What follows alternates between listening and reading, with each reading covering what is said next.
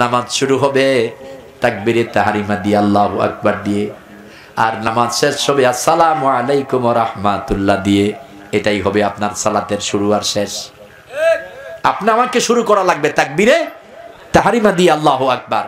কিন্তু আজকে আপনার আমার নামাজ শুরু হয় ইন্নী ওয়াজ্জাহাতু দিয়ে, বিছনার দোয়া আগে। বিশ্বনবী বলেছেন নিয়াতু ইরাদাতুল কলব, নিয়ত হচ্ছে অন্তরের ইচ্ছা। নিয়ত হচ্ছে কি? অন্তরের ইচ্ছা। আর নিয়াতু ইরাদাতুল কলব, নিয়ত হচ্ছে অন্তরের ইচ্ছা। আর আপনি আজকে আমার আপনার নিয়ত শুরু হয় নাওয়াইতু আনুসাল্লি আলিল্লাহি তাআলা আরবা রাকাতাইনাতি।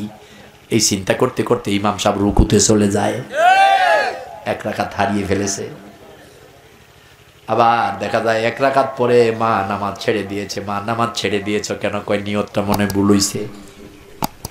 অথচ তুমি যে অজু করেছ, ঘুম থেকে যখন তুমি উঠেছ ফজরের সালাত পড়ার জন্য, তোমার অজুর নিয়ত হয়ে গেল ফজরের সালাতের জন্য। যখন তুমি মসজিদে প্রবেশ করলে, তোমার নিয়ত হলো নামাজের জন্য মসজিদে প্রবেশ করছি। কোন নামাজ? ফজরের সালাত। কেউ ঘুম থেকে উঠে বেলা ওঠার আগে রাতের শেষ ভাগে জোহরের সালাত পড়তে মসজিদে যায় নাকি? কথা বলেন। আবার দ্বিপ্রহরে কেউ কখনো মাগরিব পড়তে যায় নাকি? যায় না। আবার মাগরিবের সময় কেউ কখনো আসর পড়তে যায় না। তুমি যখন উঠলে কম তুয়াদ্দু রূহ ইলাল মসজিদ তুসাল্লি ফি নিয়াতি ওয়াক্তিস সালাহ, যখন ঢুকলে অজু করলে মসজিদে ঢুকে গেলে, তখনই তোমার মন থেকে ইচ্ছা হয়ে গেল কোন নামাজ আদায় করবে। এরপরে যখন তুমি তাকবীরে তাহরিমা দিবে, তখন তোমার ইচ্ছা হয়ে গেল কত রাকাত পড়তে চাও।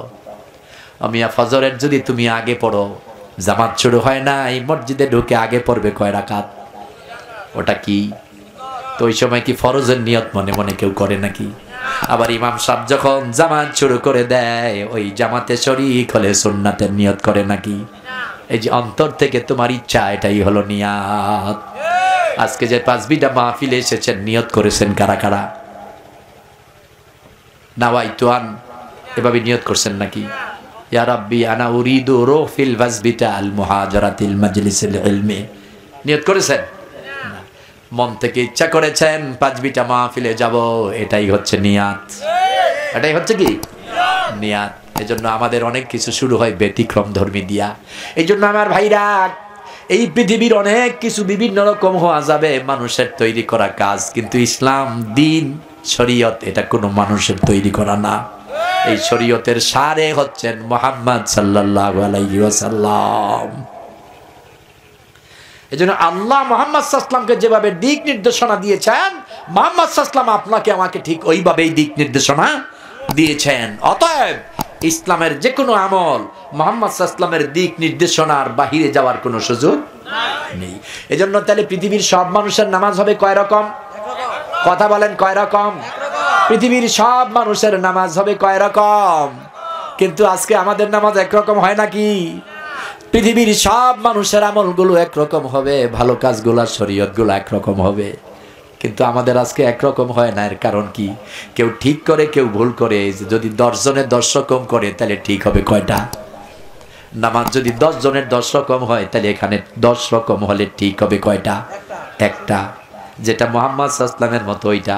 কারণ বিশ্বনবী বলেছেন ইয়াকুল মুস্তাফা সাল্লাল্লাহু আলাইহি ওয়াসাল্লাম সাল্লু কামা রাআইতুমুনি উসাল্লি, নামাজ পড়ো ওইভাবে যেভাবে আমি মুহাম্মদ সাল্লাল্লাহু আলাইহি ওয়াসাল্লামকে নামাজ পড়তে দেখেছ। তাহলে আপনার আমার নামাজ হবে কার মতো? আওয়াজ দিয়ে বলেন, কার মতো?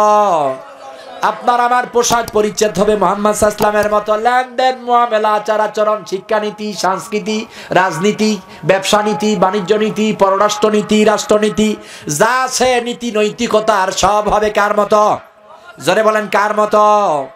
এই দিক নির্দেশনা আল্লাহ রাব্বুল আলামিন দিয়েছেন। লাকাদ কানা লাকুম ফি রাসূলিল্লাহি উসওয়াতুন হাসানাহ।